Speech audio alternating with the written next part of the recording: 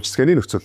UB Cab-ын хэрэглэгчид Just Cab, Comfort, Black, XL, шуурхай ургалт, морин жолооч, SOS, унаа түрээс зэрэг нийт 8 төрлийн үйлчилгээ санал болгодог бөгөөд үйлчилгээ тус бүр өөр өөрсдийн гэсэн тариф болон шимтгэлтэй. Хэрэг жолоочтой үйлчилгээ тус бүрийн нөхцөлийг сонирхохыг хүсвэл видеоны доор байрлах хүсдэгтээс үзэх боломжтой.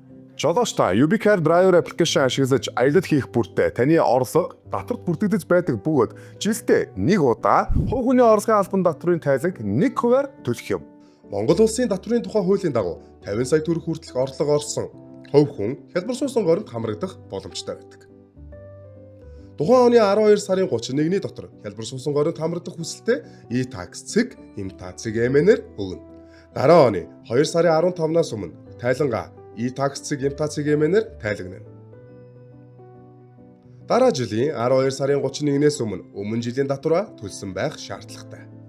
Хэрэг жолоочтой татврын хялбарсуусан горинд бүртгүүлэх, тайлан гаргах, татвараа хэрхэн төлөх талаар мэдээлэл авахыг хүсвэл доор байрлах линкэн дээр дарж видеог заавал үзээрэй.